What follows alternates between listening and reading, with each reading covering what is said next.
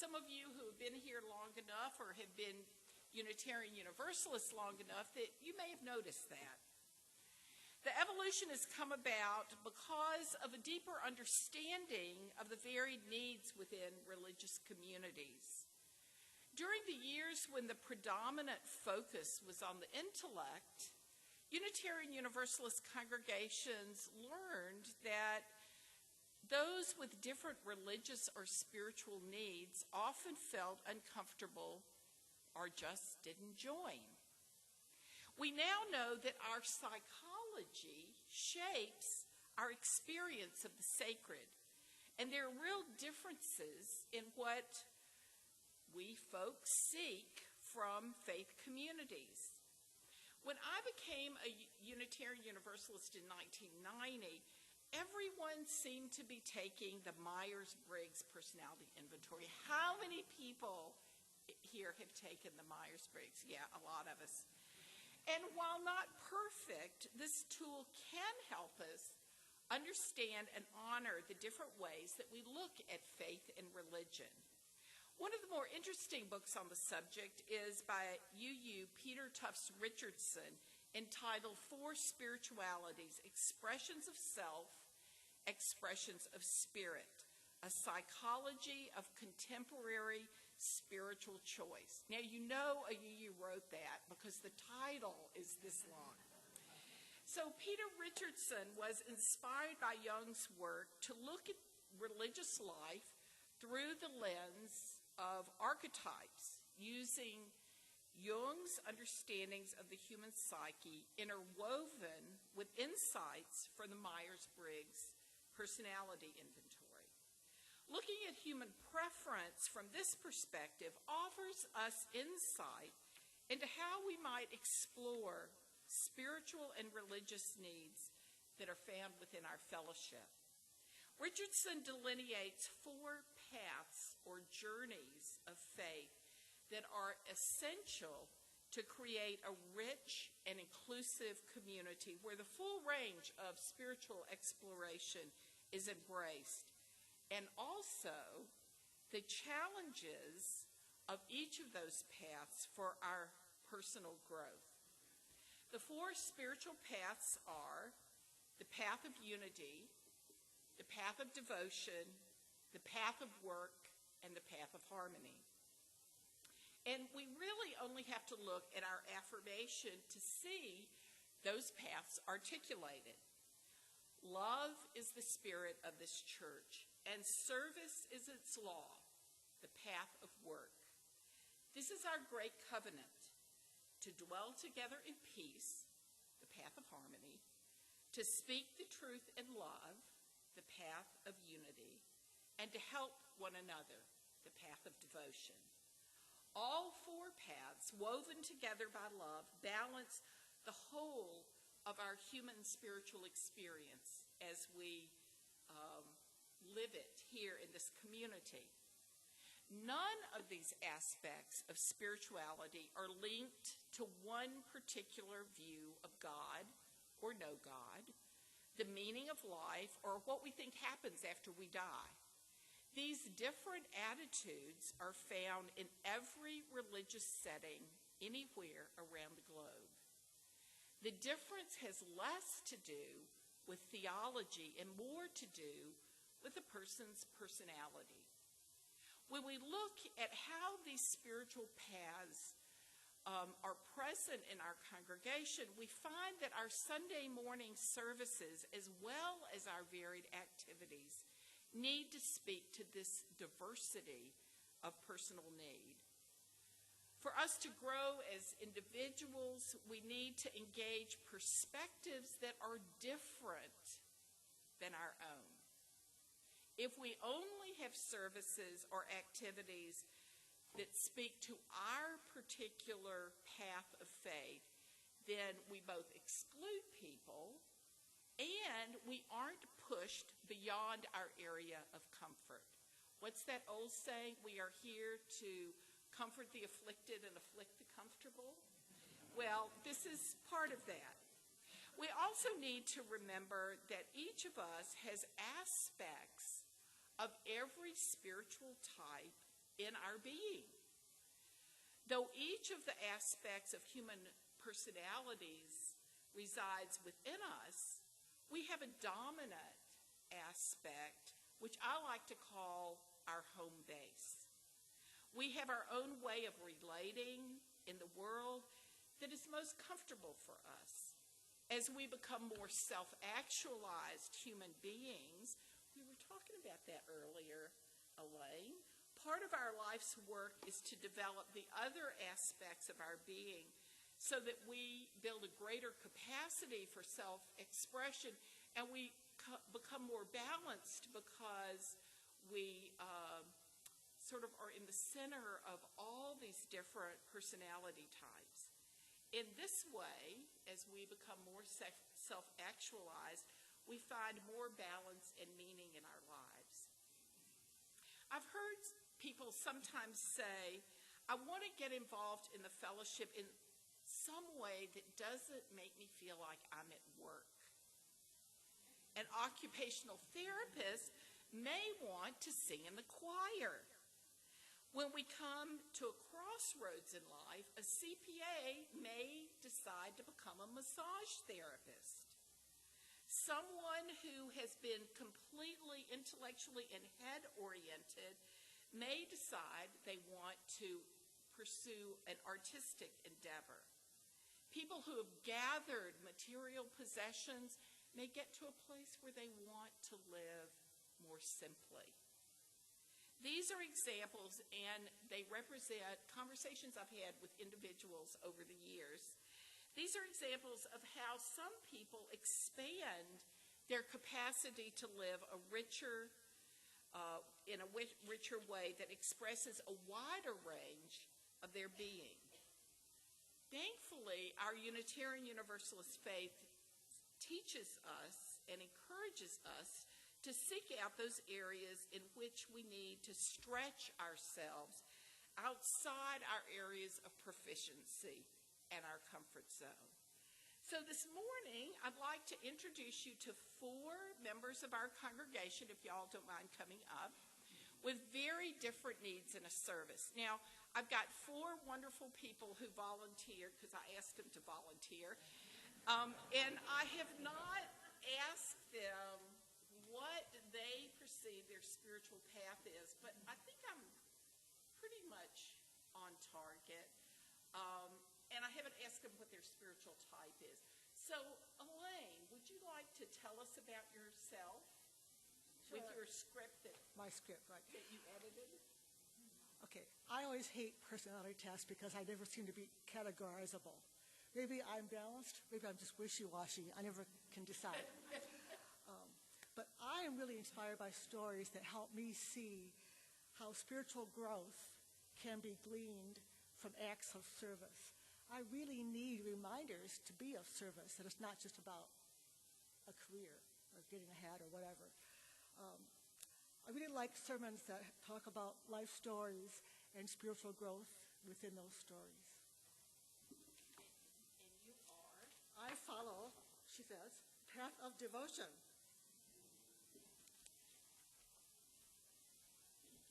Good morning, I'm Nancy.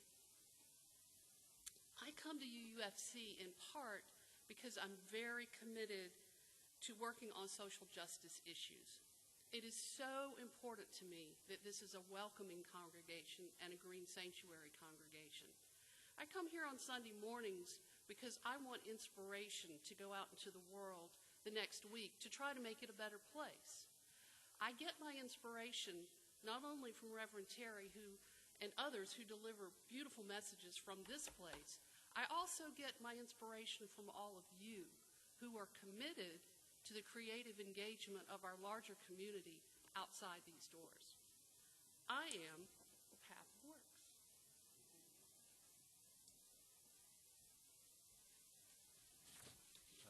Hard to follow these wonderful people, but I will try.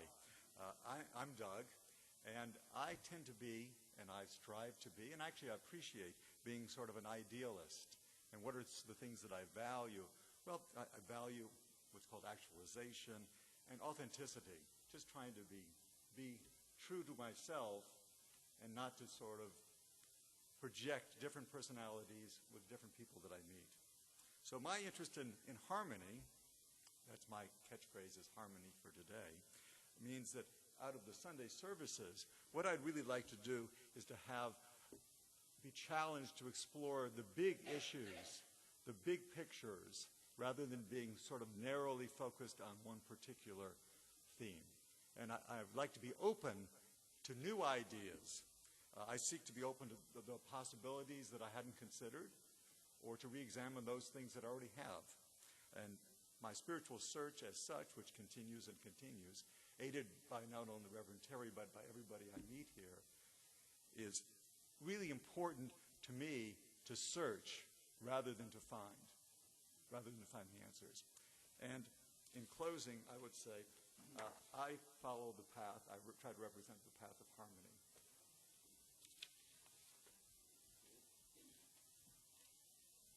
Hi, I'm Ed, and I lost 35 pounds on Nutrisystems.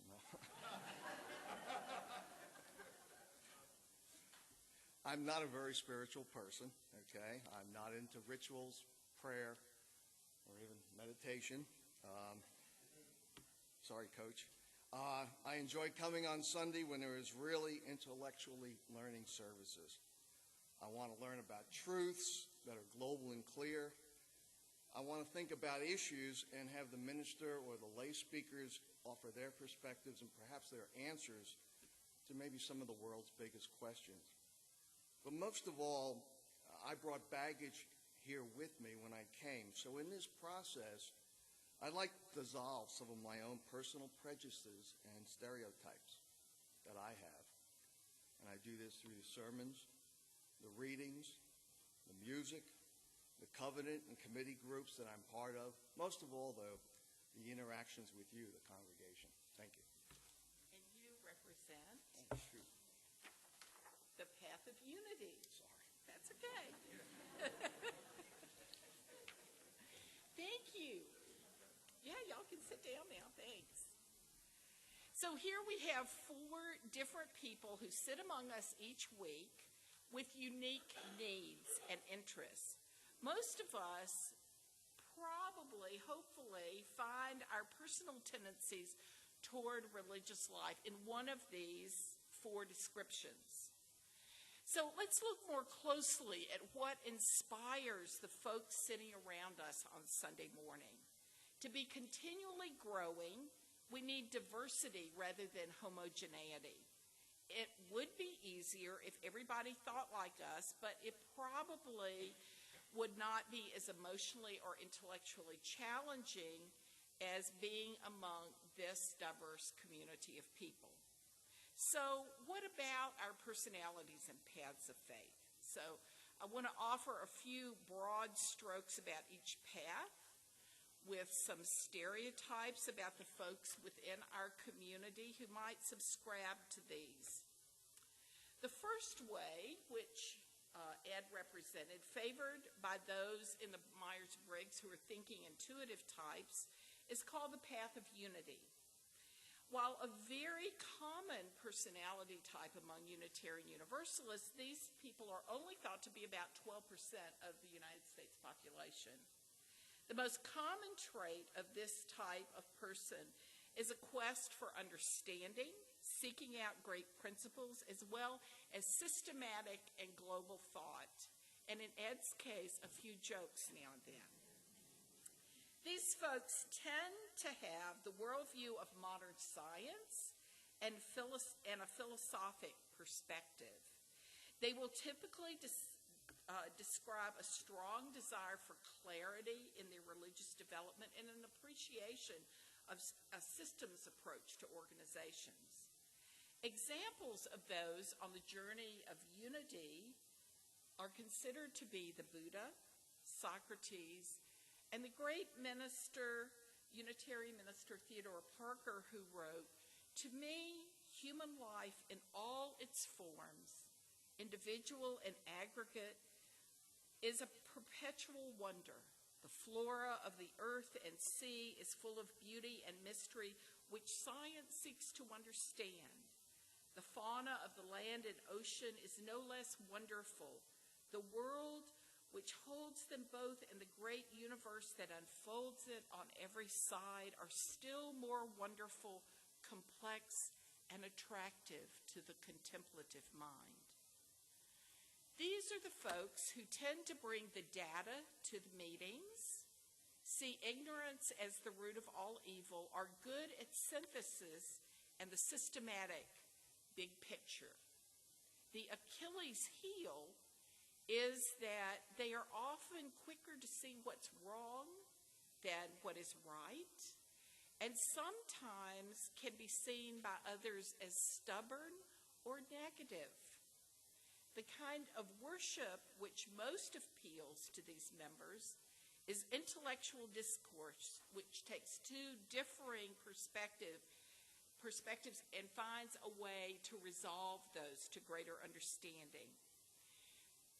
Folks who are on the path of unity want to leave the service feeling smarter and wiser than when they did when they came in.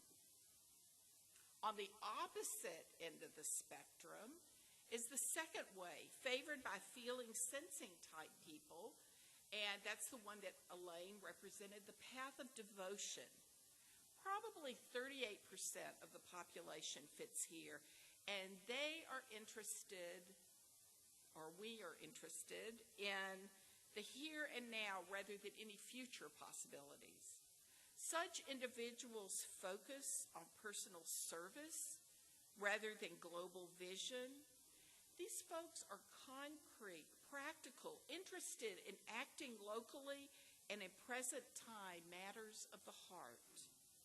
If they are theistically inclined, they see the sacred as close in the embrace of care and tears of joy, in patient care at the bedside of the sick, in sustained acts of kindness and consideration. These are the folks in the congregation who will often show up at your door with a casserole.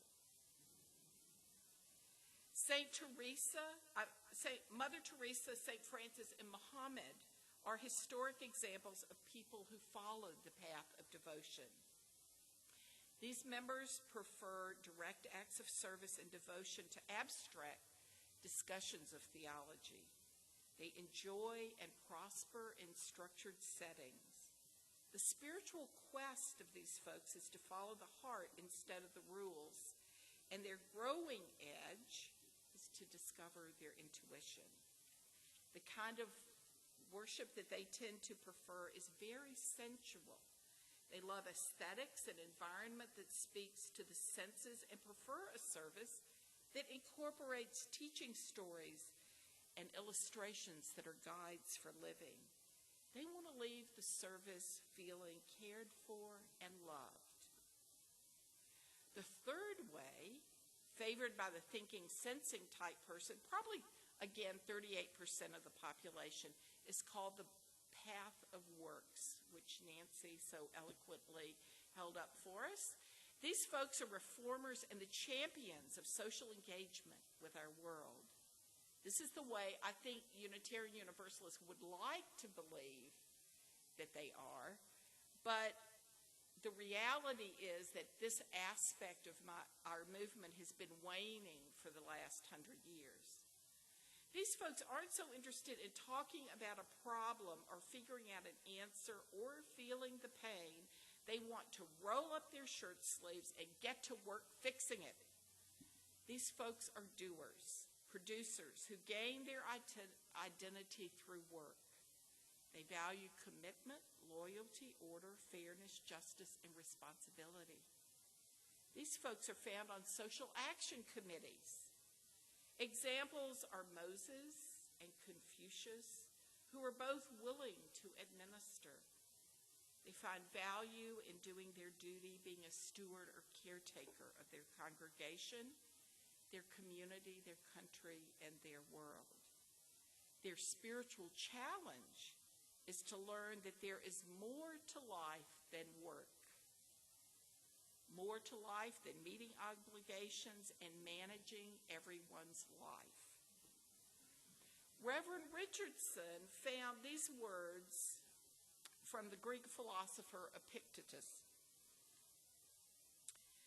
What would you wish to be doing when you are found by death?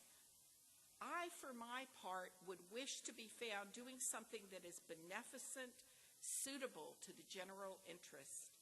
If death surprises me when I'm busy, it is good enough for me if I can stretch out my hands and say, the means which I have received for helping the world, I have not neglected. I have not dishonored the world with my acts. The kind of worship that these people prefer is very no-nonsense and practical. In a sermon, they seek insights into today's problems. Because of the vision they hold of a better world, they can often become discouraged and disheartened at the state of the world.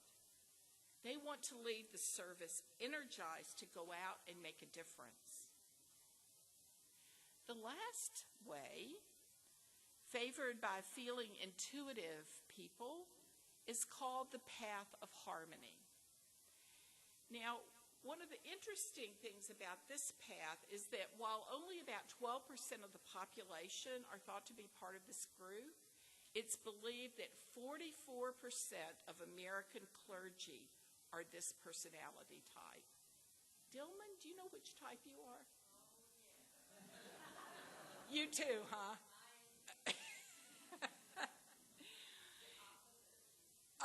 Okay. In recent years, a growing number of Unitarian Universalists actually find themselves in this classification. These folks view life as an evolution and existence as an opportunity for spiritual growth and discovery. These folks are the world's idealists who are peacemakers and who carry the banner of peace between traditions. They are attracted to words like growth and human potential and evolving one's personhood. I can joke about it because I'm one. They have a future orientation and quest for harmony beneath all the struggles and difficulties. These folks have a very strong mystical component. The historical examples of this path are Jesus and Gandhi. In fact, Gandhi said, "The only tyrant I accept in this world is the still small voice within me." In UU congregations, these folks have a sense of the whole and a vision of possibility for the future. They can often articulate that hope and vision quite well. They like to stay in touch with how people are feeling. At times, they need others. Okay, this is a request. At times, they need others to help them get the concrete tasks of congregational life accomplished. All of you. This type of person would possibly appreciate the words by the Tao Te Ching. The way is unimpeded harmony. Its potential may never be fully exploited. It is as deep as the source of all things. It blunts the edges, resolves the complications, harmonizes the light, assimilates to the world. These folks are not interested in getting answers on Sunday morning. They delight in having a new question to explore or seeing how things are more complex and mysterious than they ever thought. They want to leave the service feeling bigger and thinking more broadly than before with an expanded sense of their identity, meaning, and present reality. So here we are, a community of seekers, each with our own ways of understanding the world and the sacred, each with our own aspects of personality that need to be nurtured so that we can actually balance unity, devotion, work, and harmony in our lives. Each of these four spiritual temperaments and the worship preferences that go with them bring richness and depth to our community. To find balance and integration for ourselves and our church community, we need to learn from and honor each of these spiritual paths, understanding that each of the journeys, whether of devotion, of works, of unity, or of harmony, has both gifts and challenges. There is so much more of life to know, to feel, to discover at every age, and our life path will bring new opportunities for growth.